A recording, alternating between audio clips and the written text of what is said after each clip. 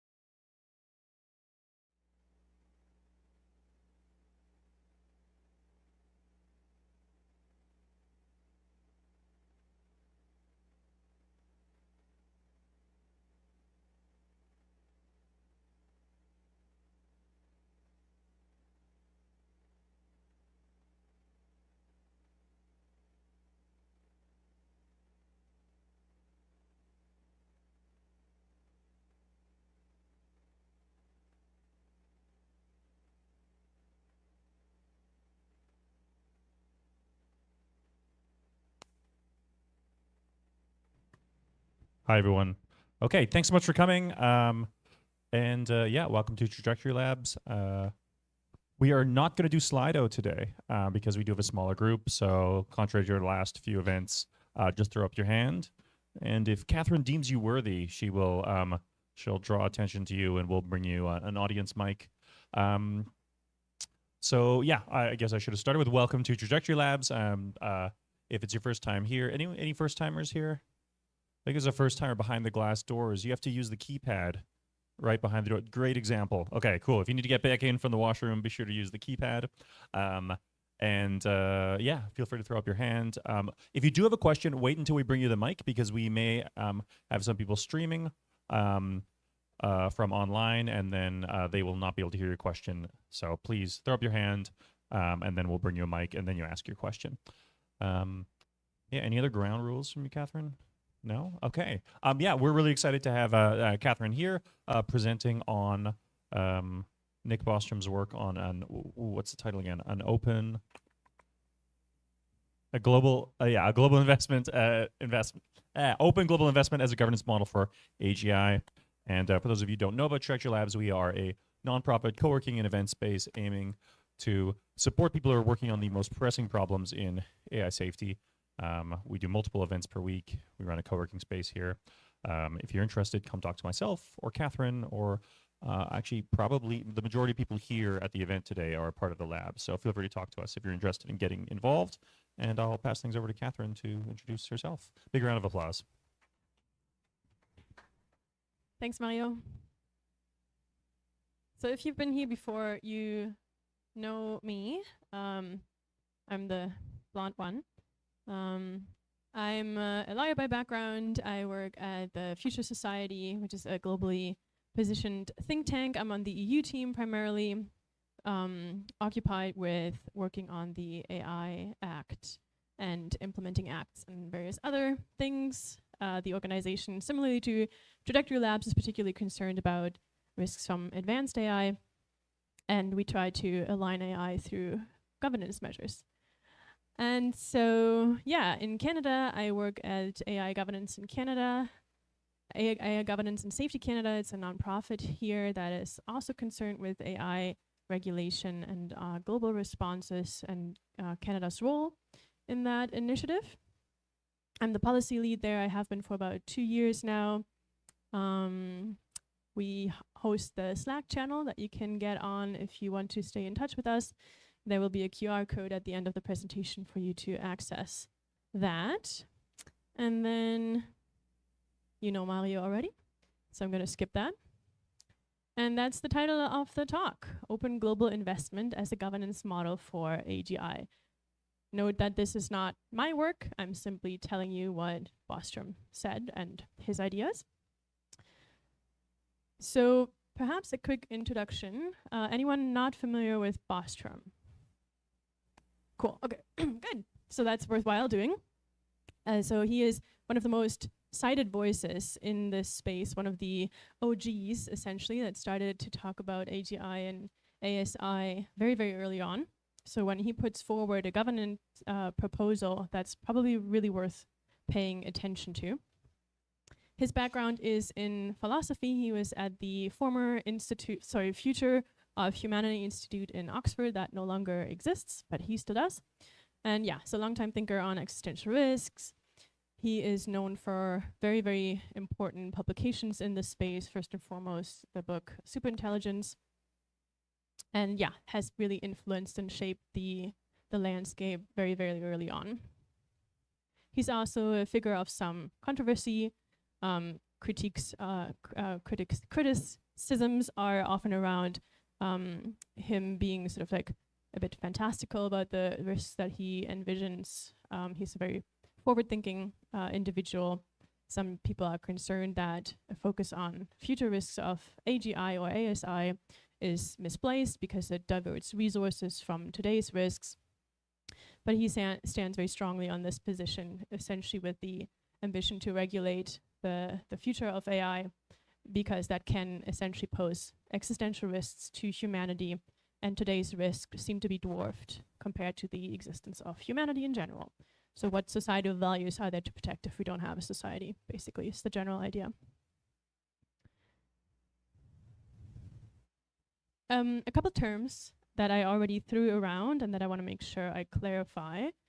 Artificial General Intelligence, or AGI, essentially describes AI systems that attain human-level performance at the vast majority of cognitive tasks, basically, possibly beyond. And that artificial superintelligence would be a step beyond that, where AI significantly outperforms humans across essentially all domains.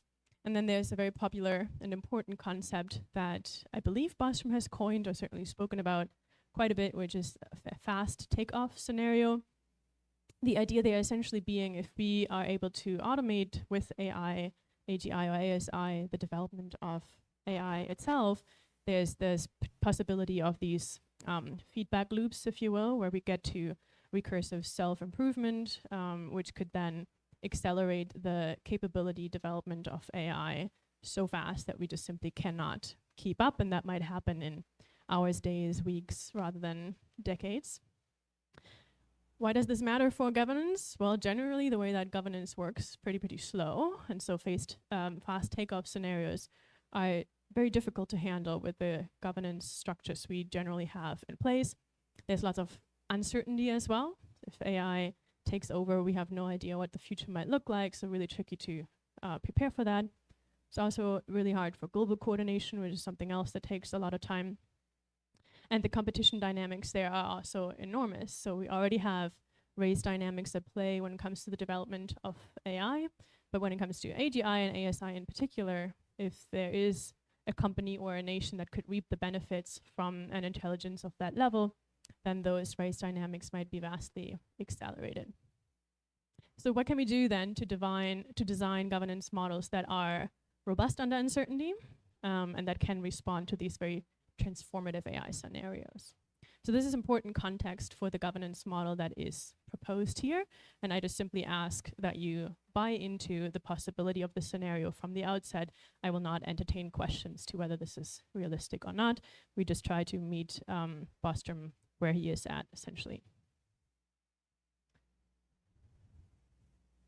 All right, so then what is the core idea of this open global investment governance model? So the general idea is that we will continue developing AGI. So he doesn't propose that we stop in any way, but he says that we should develop it with either one or more corporations in the lead, and they are importantly open to international investment at a large scale. So it's one of the key distinguishing features, essentially, that this corporation, this AI developing corporation that is supposed to develop AGI, is open to international investment, that it's not under the sole control of either private investors or one government only, but invites investors not only from that nation, but internationally. And then it will remain subject to a government-defined regulatory framework. So Bostrom, for the most part, entertains the idea that this corporation would be hosted in the US and be subject to US corporate law and whatever other regulatory frameworks would apply to it. And then it can also be supported by additional governance measures. So this is not precluding international agreements between nations or other governance regulations around this. That could be sort of on top of that. And the purpose of this is not Bostrom saying, look guys, I figured it out, I know what to do, this is the absolute ideal way, let's just all get on board with this. He just says, comparatively speaking to all the other realistic models out there, this has some advantages. So he is throughout this paper really humble, recognizing that this is not necessarily the absolute perfect solution. He's just mindful of the fact that we don't live in an ideal world. There are dynamics that are not ideal for us to develop really dangerous technology, and he says some of these structures here are beneficial to address some of the risks with important trade-offs. And so what's really useful, basically making this model stand out, is that it's comparatively realistic, because in many ways it already meets us where we are, because we already have corporations that are developing AGI. This is not dependent on global coordination, developing a separate entity that controls it all, something like that. It is incentive compatible. So that basically means it still operates under sort of like a profit model. That works particularly well with short timelines. If we don't have time to set up entirely new governance structures, perhaps like a new UN or whatever, then that's really helpful. Okay, let's dive a little bit more deeply into the core features of the OGI model. So I repeated that several times now, but what's really important is that it's open to international shareholding and investment. So private individuals, but also sovereign wealth funds and so on, could buy shares, not only to receive some of the benefits when shareholder value is created, but also potentially voting shares, so that international investors and of course national investors as well can have a say in what's going on, what products are being developed, what's prioritized, things like that. This is really a very important feature. I cannot emphasize that enough. Lots of the benefits that make this comparatively better than some of the other governance structures that are entertained hinge on this, because it allows for benefits to be distributed, right? So if you are a shareholder and the value of the corporation increases, then if the value is distributed to the shareholders, as it generally works in corporate law, then you get a benefit. So that could essentially allow benefit distribution from increased wealth of AGI affected benefits to be distributed. Then this venture is supposed to be incorporated under a government-defined framework for responsible AGI development. So it could be a public benefit corporation, could be a normal corporation, but we're basically taking advantage of existing corporate structures, not reinventing the wheel. He suggests also that we should strengthen these corporate governance processes to some extent, insofar as that's feasible and desirable, because there are certain characteristics about US corporate law that might not be ideal for AGI governance yet. So you could strengthen board oversight or cooperation with the government, particularly when it comes to products that are being developed for military use, things like that. And then you can supplement the corporate law structure with additional international agreements. So, for example, agreements on what can be built, what can't be built, what evaluations and safety measures need to be implemented, and so forth. But the corporate law essentially remains the axis around which this revolves. He also entertains several versions of this. So OGI 1 essentially means that there's only one corporation that develops AGI, and ideally, in an ideal world, and he very much caveats that, but this not necessarily being very realistic, given the competitive dynamics, ideally just worldwide, one organization in which everybody has a share. But he says it's possible that there will be several, which is closer to the status quo, obviously, and so that might make it more realistic because it needs us to have to change less than what we already have. But yeah, so essentially he very much says that this is not a super new idea in many ways, because it builds on what we have, which is one of the main benefits of it, because it makes it feasible. Whoops. And then what's interesting to take a closer look at are the roles and responsibilities of different actors under this model. So first of all, the AGI corporation itself. The model generally envisions that it manages its internal affairs and its research processes.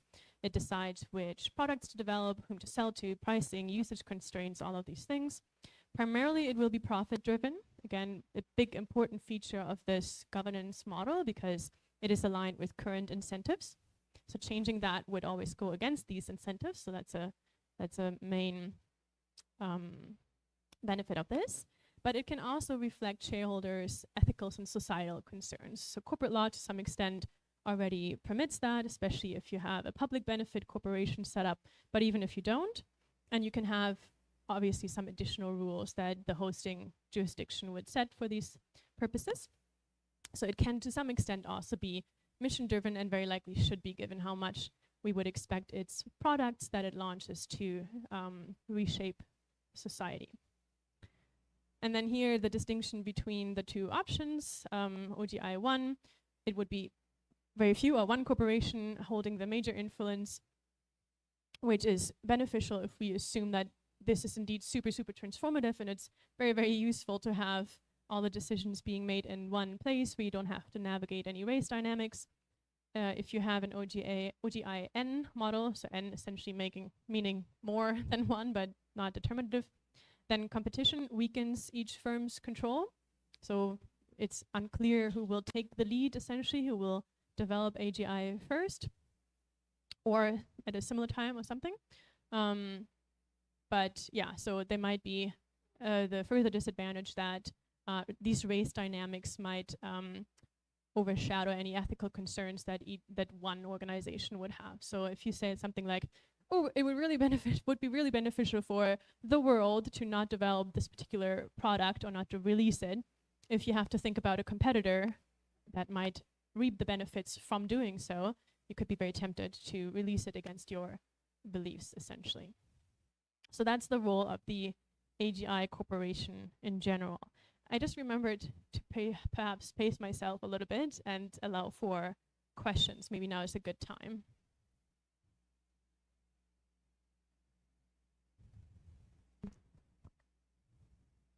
Oh boy. So in OGI 1, is the idea that there's one company at the frontier and they're bound by the kind of ethical considerations, or can there be multiple companies at the frontier, there's only one that's bound by ethical considerations? Yeah, good question. So OGI 1, certainly the idea is there's only one, and there are several ways that Bostrom envisions that could happen. So for example, if it was the US that's the hosting jurisdiction, it could essentially exempt this company from any sort of monopoly focused laws and allow therefore be only one, despite perhaps general legal frameworks not permitting that. And then the idea there would be ideally that you have a governance structure that allows ethical concerns to be at the forefront. If you have several, either in the US or in different nations, they can also be bound by ethical concerns. The concern is simply here that the race dynamics between these organizations likely will override some ethical concerns. But from a strictly legal perspective, they could all be essentially couched in the same types of frameworks, and from a moral perspective, be subject to the same ethical concerns. Okay, thank you. Just to clarify, so he is saying OGI 1 is better. No, he actually says throughout the paper that his proposal is sort of neutral, and he suggests certain considerations depending on your underlying beliefs of what you might favor, but he doesn't take a strong position. I would say, like, reading between the lines, it sounds like he might be of the position that OGI 1 is beneficial, because he seems to be of the belief that it is very likely that this will be super transformative and easier to govern if you have to be concerned about one player and can get rid of, at least on the margins of the race dynamic. Yeah. But he's open to both in general.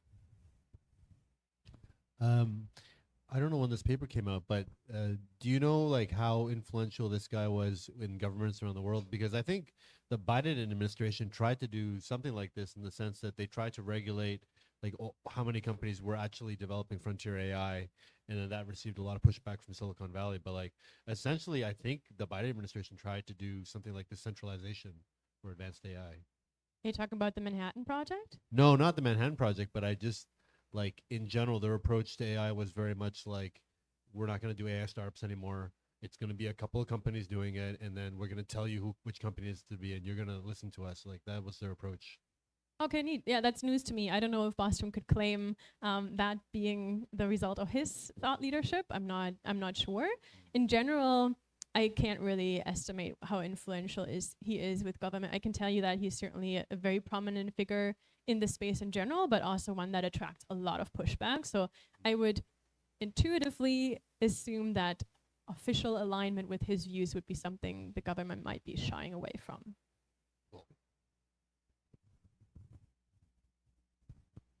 I had a question about why is it important that the shareholder be multinational? Because if the profit is the incentive, then and also wealth is inherently unequally distributed. So I would assume that richer nations will have a larger ownership, which means they will push for their agendas, and companies will have to abide by that because profit is the incentive. Yeah, So great question. How is it? How will it ensure ethical governance? Yes, yeah. So he is very clear about the fact that this is not ensuring perfect equity. That this doesn't mean if we use this model, then everybody will benefit from it and equally in particular. He just says, if you compare this to other realistic models, for example, a non-public organization developing AGI, where all the benefits would accrue to a private organization that you don't have shareholder dynamics at all, on the margin, that would be even less widely distributed in terms of the benefits. If you compare it to a Manhattan Project, which basically means nationalization, then it would only be one country and whatever percentage of the population that then means. So that too means less equitable distribution. But he's not claiming at all that this is perfect and it's ideal and everybody will benefit and we get rid of poverty and all these sorts of things, or that anyone will have an equal share. It's always the downside, arguably. It's always the reality. If you have a general corporate structure, that shareholder contribution and shareholder influence over the company will depend on how rich you are, right? But he also says that you could have civil society organizations or wealth funds purchase shares and then vote in the interest of poor individuals, represent their interests and so on. So you could pool essentially influences of minority groups or marginalized individuals. But he always says, in comparison to other realistic models, this has some advantage. Like my other question would be like A bit closer, please. my other question would be that I'm assuming that this is like a utopia because I mean, like I would assume that there will be no one company that would make the jump from like current state AI to AGI, right? I would assume that companies that are already making progress, that they would be the one to make the jump to AGI. Maybe it's gonna be OpenAI or someone else. So does his plan cover that after that company has reached AGI, then this governance should be implemented? No. Or No, the idea is that we ideally start this now. And he says, to an extent, we're kind of like partially there, right? Because currently it's not the OGI 1 model for sure. It's the OGI, 7 something model for sure. But it's not that you wait until AGI is developed. If you wanted to get to the OGI model, you would now have to merge them, essentially. And I would agree, probably not in their interest right now. So that would require some major intervention by, say, the US, and you would still have the issue with other countries potentially continuing to raise. So how do you get, whatever, DeepSeek on board, right? That's an issue. But his point is, by proposing this model, he can prevent, or at least he can encourage perhaps the prevention of us moving further away from this more or less ideal model. So preventing or providing arguments and bringing that into public conscience to prevent nationalization or to prevent having even more competitors at the frontier. That's generally the idea. Okay. Thank you. Great questions. Cool. Okay, so moving on. As a reminder, we were in the context of roles and responsibilities. Now we'll talk a little bit more about the role of the host government, which for the most part he tends to assume will be the US. I mentioned some of these things already, but to sum up essentially, so it would first and foremost have, to great extent, regulatory powers. One, by being in control what corporate governance in general looks like, but also it would be able to potentially restrict what the organization develops. So it could put regulation in place that prohibits the development or deployment of certain products, perhaps at some sort of risk threshold, something we already see in some jurisdictions, perhaps in the EU AI Act, for example.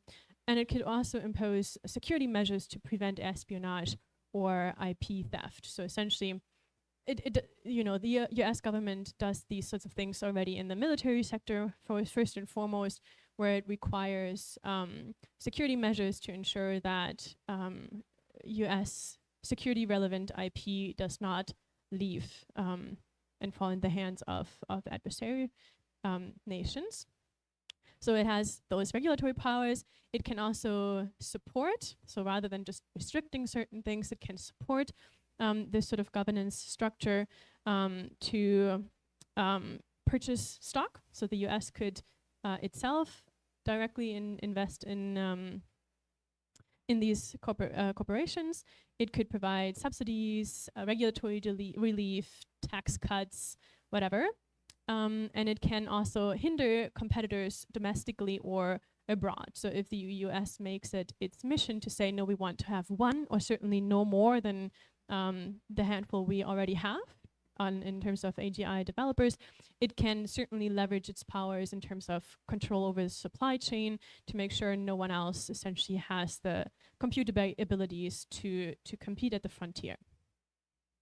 It would also likely be required to make certain commitments to international actors. So it would have to convincingly claim that it will not expropriate the organization once it reaches AGI.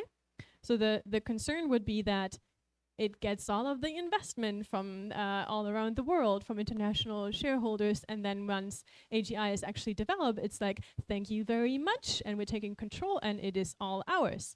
So in order to incentivize investments in the first place, it would to some degree have to provide a credible commitment that it will not do that. Otherwise, the incentives for international investors to actually put money into this early on would be significantly lower.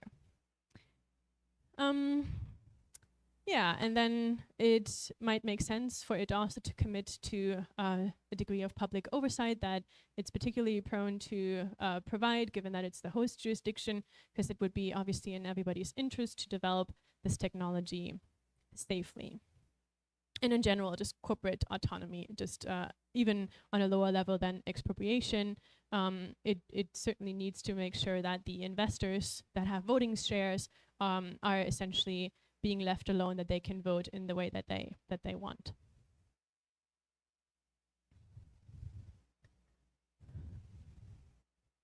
And then lastly, other governments and citizens.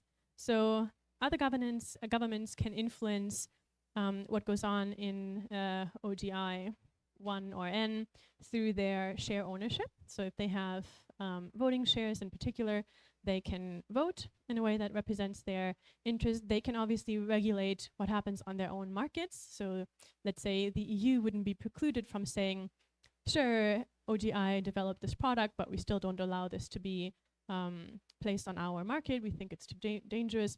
And it can also take general diplomacy actions to influence either the US government or the corporation itself. And then one interesting consideration Bostrom suggests is also if it's possible for OGI 1 or whatever to train its model in a distributed way, it's possible that it could have data centers in different jurisdictions. And if that's the case, then a potential avenue of influence for a foreign jurisdiction could be to seize assets. There's also this interesting suggestion in the appendix of this paper where he says there could be a kill switch that is implemented in the data centers that would essentially work in a way where each jurisdiction, each other nation or whatever shareholder at a particular value could have a mechanism to sort of ping the data center. And there's an automatic mechanism that when X amount of pings are received, that means the data center shuts down and training is no longer possible, or inference or whatever. So it's essentially like an enforced governance mechanisms, a potential other avenue for external stakeholders to control what's going on with some sort of like partial consensus mechanism going on. And then citizens, so they can have an influence either through personal share ownership to some extent. Obviously, it would be fairly minimal. They can take influence via democratic processes, so voting, lobbying, protests, those sorts of things.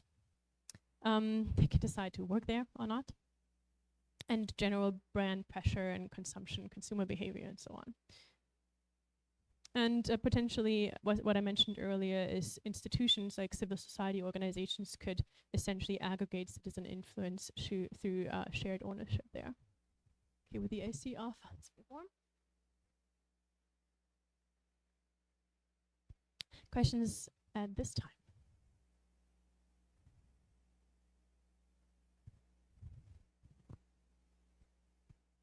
So right now, as I understand it, when you're talking about international competition in AI, it's mainly between the U.S. and China, right? So, he says, under his, I guess, proposed solution, the U.S. would be the host government over these leading AI model labs, right? But why would China agree to that?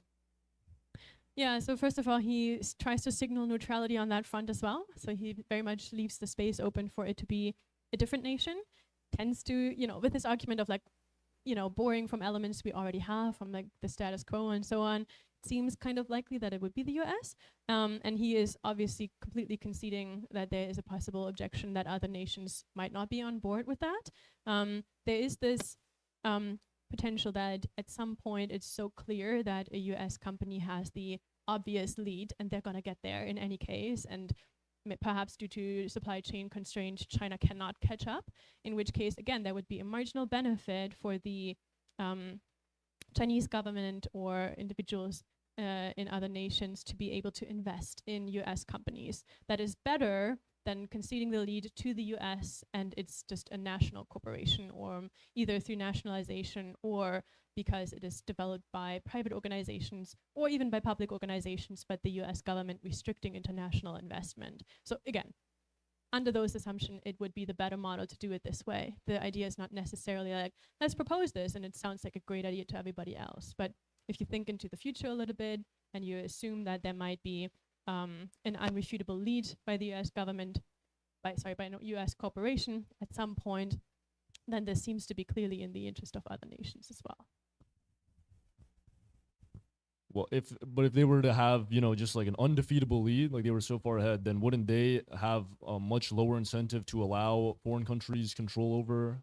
Because then, I'm assuming any advantage they get economically or even in warfare would be extremely substantial, right? Yeah, I agree. I think there is potentially a window of opportunity to do it where we don't have that clear lead yet, where everybody thinks a little bit ahead.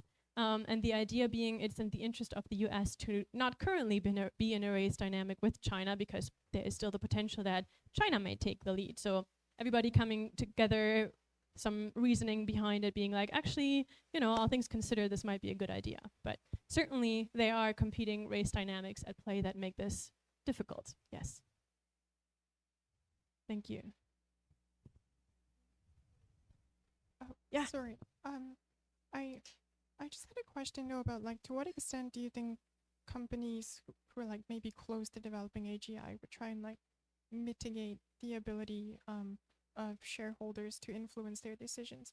Because I feel like a lot of like the really powerful companies these days, they issue like two classes of shares, like voting shares and non-voting shares, and it seems possible, I guess, that they might only issue non-voting shares to like members of the public or other governments who might sort of want a stake, and so they kind of make potential shareholders like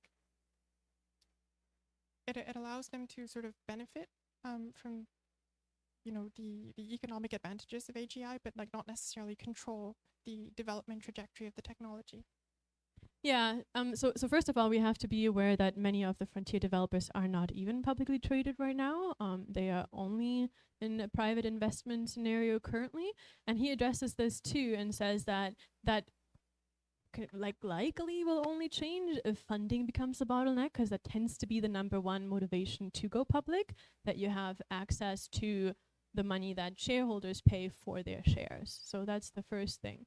And then in terms of why would they give out controlling shares, I think the general thinking Bostrom puts forward here is that if you don't only have the benefit sharing and the incoming capital, but also the controlling element, then the possibility is that you can on the margins alleviate the race dynamics, and that's in your own interest if you have some ethical motivation there as well. So that's the general idea. If you give others control, they might be incentivized to not race. He says always on the margin, very much conceding that it's likely that foreign governments will not find it credible that the US government would not seize control of the technology, particularly if it becomes useful or more useful in the military context. So also a very valid objection that he also considered, though. Yeah. Okay, so to summarize the reasons why Bostrom finds this generally attractive is that we can use legal and economic structures that already exist. So that's particularly corporate law, as well as property rights, so shareholder rights and so on. We don't have to design entirely new institutions. It might also be politically more feasible, again, comparatively, because AI companies and investors in other states, they might prefer an open investment model rather than sort of radical global governance, just because that's really slow, and there it's also not super clearly guaranteed that they would have a controlling influence. Then the benefit distribution is a big deal. If we believe essentially that AGI will lead to incredible wealth increase, there's an interest in having that equally-ish distributed. And again, in comparison to other models, that's more possible under the AGI alternative.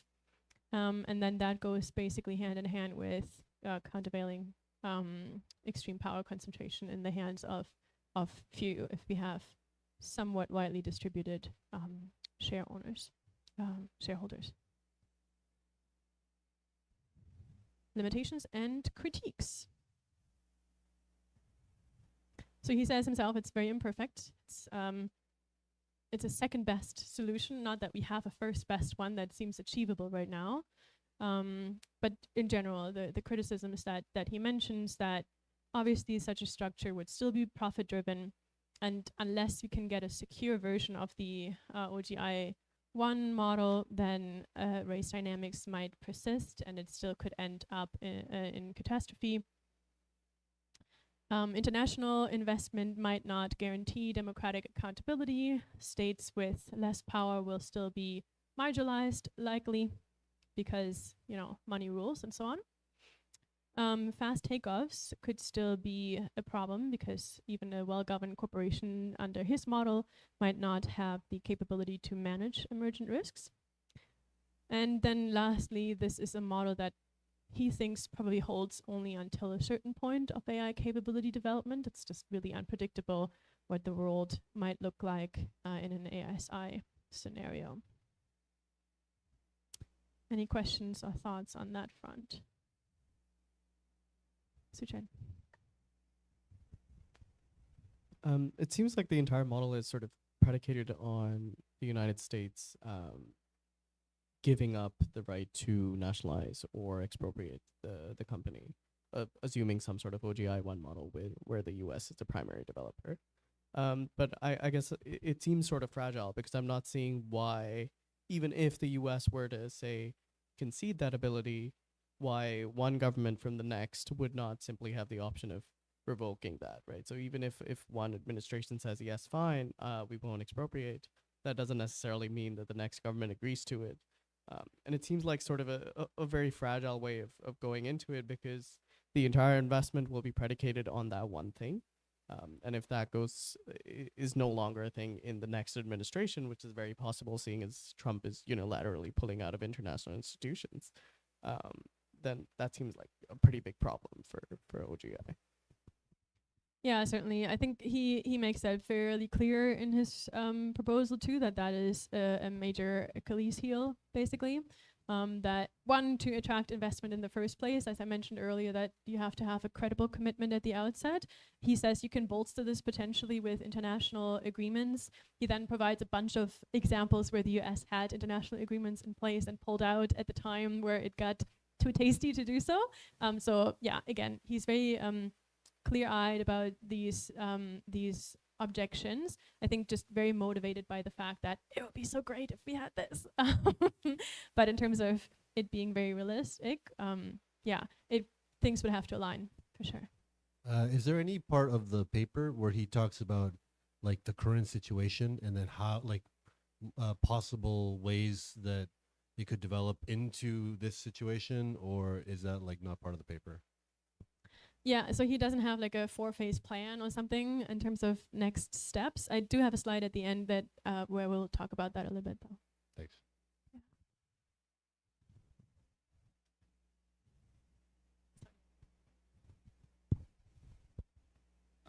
Is it possible to imagine some sort of hybrid between the OGI-1 and OGI-N models where, for example, one single corporation is subject to regulations from multiple host governments, or other similar things like that?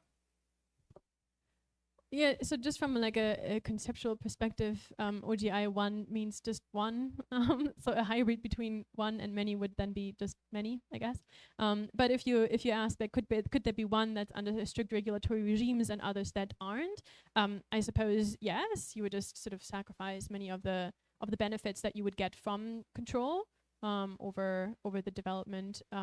But that seems like just a plausible, realistic outcome of what might happen if we try to move into this direction. You would have one under stricter regulatory oversight, and then some that are still in the Wild West, and then the potential ability to steer that would be through regulatory intervention. So the US could right out prohibit other organizations of doing it if it's in their jurisdictions. If it's in a different country, it could leverage supply chain control mechanisms to try to impede them in competing with the number one organization, essentially. So that's how Bostrom envisions the influence being possibly imposed. Is that helpful?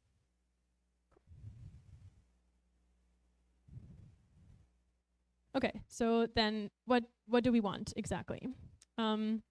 He says we want to compare this with other realistic models. I said that several times, and this slide suggests the criteria that you look at when you compare it with other models, which we will then do. So essentially, he is saying it's important when you come up with your desired governance model to look at incentive compatibility.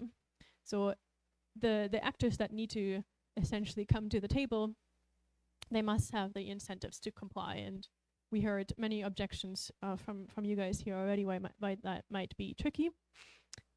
It should ideally be robust, so it should work under uncertainty and under the influence of adversarial actors and in the face of rapid change. It should have some narrative to how the benefits could be distributed if we, again, buy into the idea that AGI will contribute greatly to the world's wealth. And then in terms of feasibility and speed, if you think that we have very short time left until AGI will be developed, then ideally you also want to evaluate your model depending on how quickly it can actually put in place the right governance measures. And it should be adaptable, right? So as the technology evolves and circumstances change, then that's also an important consideration. So, and with that, we will dive into comparing it with 3 different alternatives. One that came up a bunch of times already is the Manhattan Project. So this is obviously an analogy with the US developing the nuclear bomb. So a state-led, secretive, rapid development effort that is oriented towards a strategic or combat advantage. The feature here is that it's heavily government funded, which can have a disadvantage against the corporate model that Bostrom is suggesting, because to an extent at least, government funds are tied up elsewhere, and so there might be a limit there. There's tight control, which can be beneficial. There's national security orientation, and possibly secrecy and competition, which could potentially fire up race dynamics, because if you don't really know what's going on, then perhaps your best action might be to also proceed to developing AGI as a competitive nature. And then you have the power concentration issue as well, and you have a very inequitable benefit sharing. Yeah, it could be fast though, could be agile. If it's just really one nation controlling it, you can really make it a high priority and direct in which direction it's going to go. But yeah, certainly many issues as well. The CERN for AGI is the second alternative that he entertains in comparison, which is modeled on the European Particle Physics Center. It has a French name, I'm not going to try that.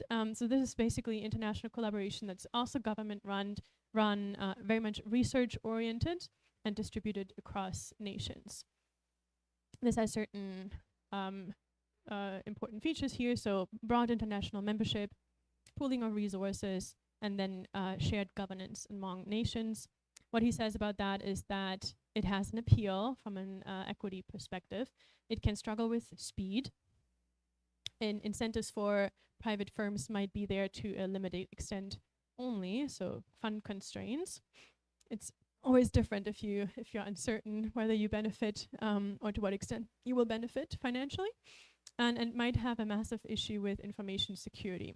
So perhaps something I haven't touched on very much is that Bostrom's ambition generally still is, under these models, to secure the IP within the organization. So it wouldn't be just available open source on GitHub or something like that. The idea is still to protect it from falling into the hands of malicious actors. As a commentary, there's a possibility that we might just say, well, so I agree that's a fantastic idea in theory, but it seems to me that if you get to AGI, anyone who doesn't have access to it and thinks that their national security depends on it, they might just scrape their money together and have the best hackers have a go at it, in which case it seems almost impossible that you have any chance of protecting this information. If a state actor like Russia sets everything at it to get that IP, they might very well succeed. And if the stakes are as high as Bostrom would suggest it is with AGI, you could also just say, like, you know what, maybe security is not the priority or shouldn't be the priority, because it will fall in the hands of anyone who has enough power to get at it, basically. So you do what you can in terms of security, but it need maybe not be the most decisive consideration, because you could make an argument that you can't prevent it in any case. But that said, yeah, so trade-offs here would then essentially be, yeah, okay, you have a more legitimate form of governance potentially, but it's less agile, and it's unclear whether there is the right incentive alignment here too. So the leading nations in this current race might not have sufficient incentives to buy into this model and just forfeit their national efforts. And then we have the Intelsat for AGI option. This is modeled on the Intergovernmental Satellite Communications Consortium. That was a thing. I didn't know about that, so please don't ask me any questions about this. I don't know more than what's on the slide. But essentially, it's a shared investment among countries. I don't even have a lot of clarity on how this exactly differs from the CERN for AI model, except that my understanding is that this is like from the governance perspective, a more explicitly mixed public-private effort, where you also had private investments, which I think weren't so much the case with CERN. Anyway, so not super clear on this one. Oh yeah, so actually Bostrom says, yeah, indeed the commercial motives kind of remain in place, which can be helpful in terms of fund availability and so on. But there are still international or interstate treaties which take time to negotiate. So in terms of speediness and agility, this might be a shortcoming, and competitive dynamics might persist. Okay. So in comparison, how does ODI handle key challenges? So in terms of the competition and race dynamics, we mentioned this before, but essentially because OGI allows wide investment, many more actors might feel included compared to like the Manhattan model, for example, so that these zero-sum incentives are no longer a problem. In terms of power concentration, here too, as I mentioned, broad shareholding and broad investment could alleviate that to some extent and can distribute the influence. Speed and agility would be preserved given the corporate incentives that remain at play, leveraging corporate structures. And potentially there's less bureaucracy. You don't have to navigate an entirely new governance model. It's simply just whatever corporate law already exists that these organizations are often very familiar with. International legitimacy through the public distributed investment possibilities. So the competition might be lowered to an extent. And then he says, in terms of adaptation, it is also a win because this organization could pivot essentially, and it's just sort of like a stepping stone to where we might want to be in a post-AGI world, although that's very speculative, he would admit. But on that note, what would happen post-ASI? So he says this is oriented towards the development phase, as I said, before ASI is upon us. Might require very different institutions. So he essentially draws this analogy to a combat scenario. You also can't really regulate what happens on the battlefield with democratic laws. It needs to be one person making a decision in a split moment there. So it could really require a very different governance model once we are in that phase. So we don't really know what that is gonna look like. But again, could be a stepping stone that's better than some of the alternatives at least.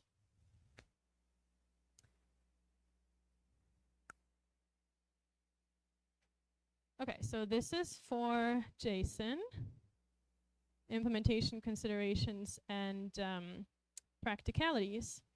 So what we could do is to identify a public benefit AGI corporation. We could either merge existing ones or stand up a new one and poach all the talent and get all the infrastructure somehow acquired by force, potentially. We could then ensure a listing of this corporation on whatever stock market seems beneficial for this endeavor. We could define the regulatory framework of the host jurisdiction that is responsible for AGI development. And then we can try to put in place additional governance measures that are potentially not yet existing, but that are necessary to tailor to this specific unusual situation. So again, the board could meet more often. It could have government representatives on the board with greater oversight powers, nothing like OpenAI.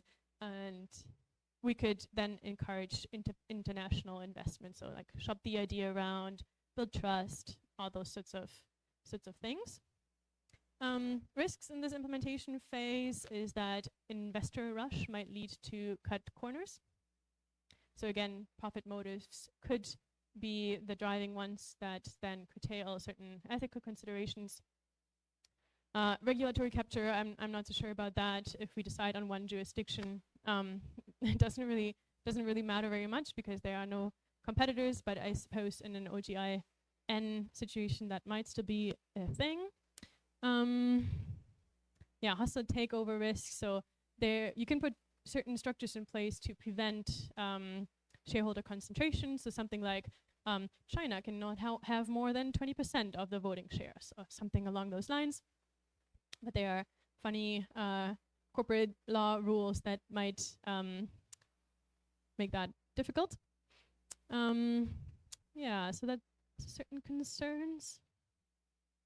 And then so some learning, some actions for different stakeholders here. So for policy makers, the proposal here is that this is a realistic path. Okay, it's not perfect from any angle really, but it's kind of like not too bad, and perhaps could be a blueprint for what we should aim at. So that might be better in particular than waiting for global treaties and setting up entirely new organization. For researchers, we would probably want to explore corporate governance mechanisms that can be fortified for existential risk scale. We need to figure out how to monitor AGI firms and how to design the incentives, right, that seem to That seems to be a reoccurring issue here. How do we align the incentives? Why would people get on board with this? So that is probably useful to investigate. And then for the AI safety community in general, OGI suggests that shaping the financial ownership and investment structure is as important as technical alignment work.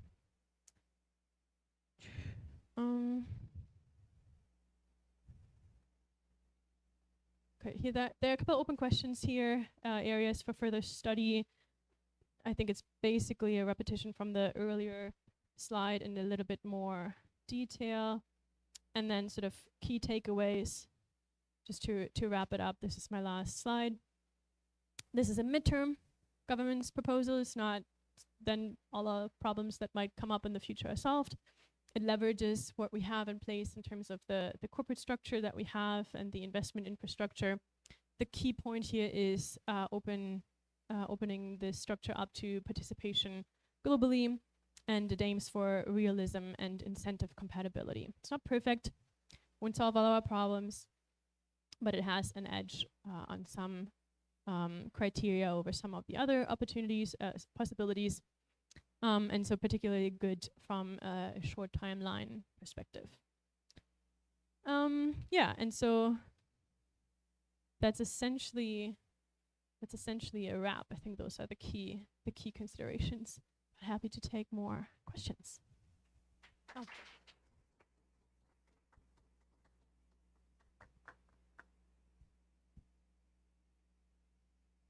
Over there.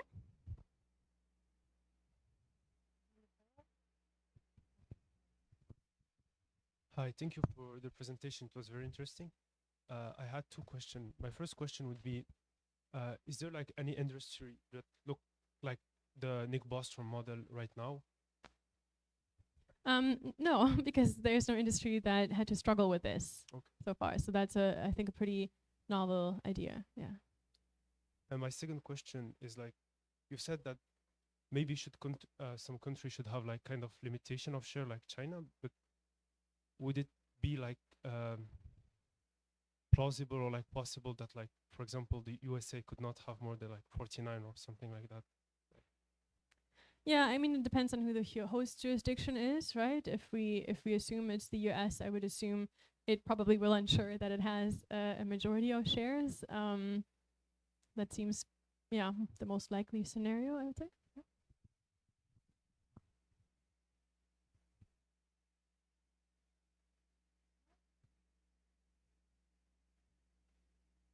Going once. In terms of feasibility, how would you rate this compared to the other alternatives that we discussed here? Yeah, I'm a touch skeptical on the incentive alignment currently. I think situations can change, but he is quite clear about that he himself thinks that perhaps at a certain stage nationalization or expropriation, even if you took steps in this direction, that it's just too difficult to not try to reap all the benefits if you have the possibility in any way, shape, or form, whether by force or like just breaching all of your commitments that you previously made. I think that's a massive concern for sure. And I don't know whether you can have legal structures in place that would prevent that, because in the end, how do you hold a state accountable, right? So yeah, tricky. So the fear would have to be bigger, essentially, but only up to a stage. If you then have the technology, it's hard. It's hard. Yeah.